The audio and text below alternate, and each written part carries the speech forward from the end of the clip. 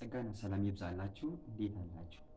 ውድ የጌታ ቤተሰቦች፣ ዛሬ ከእግዚአብሔር ቃል አንድ ስፍራ አብረን እንከፋፈላለን። እግዚአብሔር ቃል በማቴዎስ ወንጌል ምዕራፍ 18 ከቁጥር 1 ጀምሮ እንደዚህ ተብሎ ይነበባል። በዚያን ጊዜ ደቀ መዛሙርቱ ወደ ኢየሱስ ቀርበው በመንግሥተ ሰማይ ከሁሉም ይበልጥ ማን ነው ሲሉ ጠየቁት። ኢየሱስም አንድ ሕፃን ጠርቶ በመካከላቸው አቆመ፣ እንዲህም አለ፣ በእውነት እላችኋለሁ ካልተለወጣችሁና እንደ ሕፃናት ካልሆናችሁ ከቶ ወደ መንግሥተ ሰማያት አትገቡም።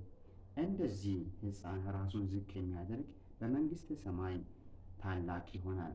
እንደዚህም ያለውን ሕፃን በስሜ የሚቀበል እኔን ይቀበላል። የእግዚአብሔር ስም ይባረክ። እንለወጥ በሚል ርዕስ ይህን ሀሳብ አካፍላችኋለሁ። ከምን ወደ ምን እንለወጥ?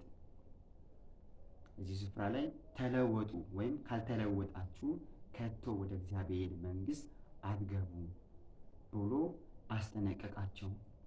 ኢየሱስ ክርስቶስ ደቀ መዛሙርትን ከምንድን ነው ወደ ምን እንዲለወጡ ያስጠነቀቃቸው ወይም የገሰጻቸው? ደቀ መዛሙርት ምን አሉ?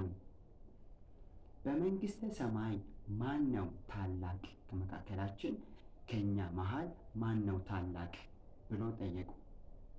ይህ እንግዲህ ከሁሉ ለማነስ ሳይሆን ለመተለቅ ከፍ ተብሎ ለመታየት ካለ ክፉ መሻት የተነሳ የጠየቁት ጥያቄ ነበር።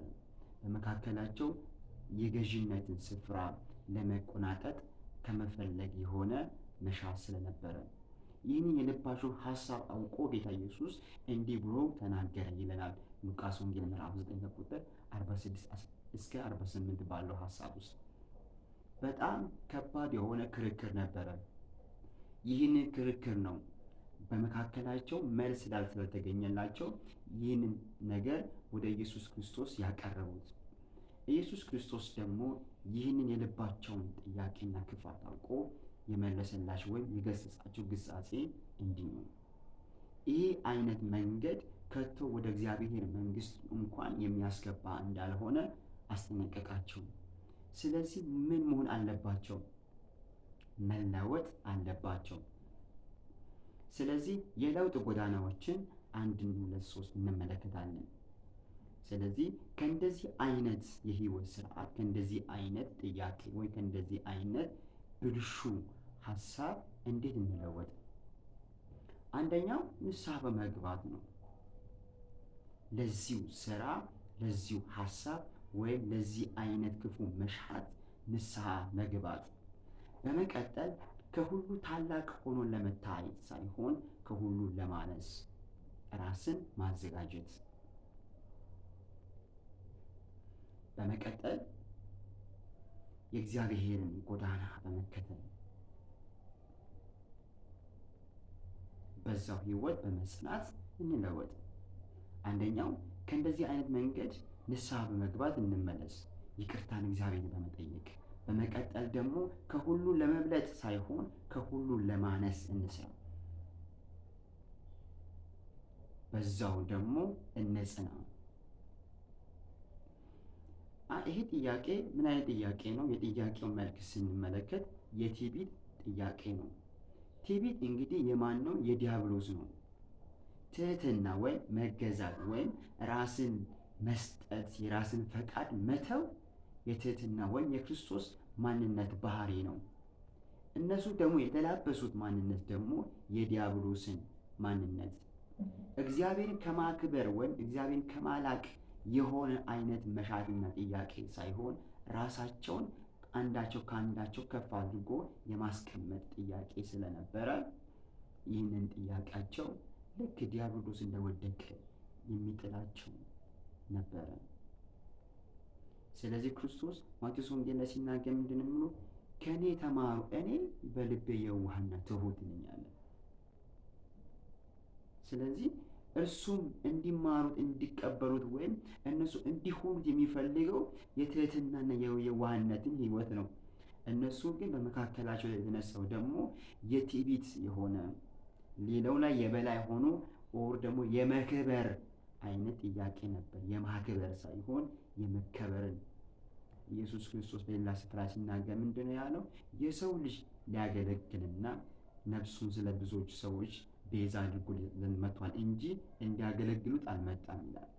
የእነሱ ጥያቄ የመገልገል እንጂ የማገልገል አልነበረምና ክርስቶስ ደግሞ ሌሎች በማገልገል ውስጥ ያለውን ክብር እንዲካፈሉ ዘንድ ሊያስተምራቸው ዘንድ ወዶ ነበረ። ስለዚህ እንለወጥ፣ ትሑታን እንሁን። ልክ እንደ ኢየሱስ ክርስቶስ ምን አይነት የትህትና ሕይወትን እንደኖረ መጽሐፍ ቅዱስ በስፋት ይናገርልናል።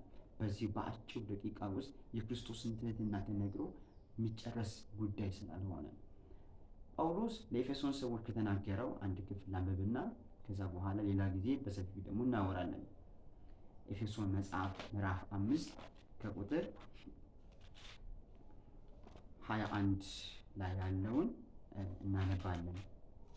ኤፌሶን መጽሐፍ ምዕራፍ 5 ከቁጥር 21 ጀምሮ ያለውን ሐሳብ እናያለን።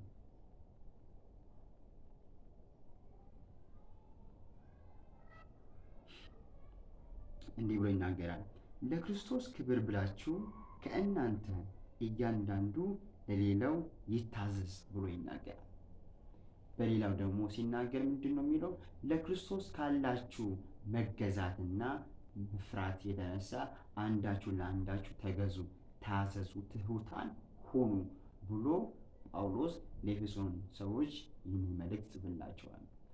እንዲሁም ደግሞ ጴጥሮስ ሲናገር ምንድን ነው የሚለው? ትህትና እንደ ልብስ ልበሱ። ምዕራፍ 5 አንደኛ ጴጥሮስ ምዕራፍ 5 ቁጥር 5 ጀምሮ ያለውን ሐሳብ ይናገራል። ጎልማሶች ሆይ በእድሜ ሽማግሌዎች ለሆኑ ተገዙ፣ ትህትናንም ደግሞ እንደ ልብስ ልበሱት፣ እርስ በርሳችሁ አንዳችሁ ለአንዳችሁ ክብር ይኑራችሁ ብሎ ይናገራል። ስለዚህ እንለወጥ፣ እንመለስ። በእግዚአብሔር ፊት እንዲህ ያለ ጸሎትን ሳይሆን እግዚአብሔር ከማክበር የሆነ ጸሎትንና ጥያቄን በእግዚአብሔር ፊት እናስቀምጥ። ወዳችኋለሁ። ተባረኩ።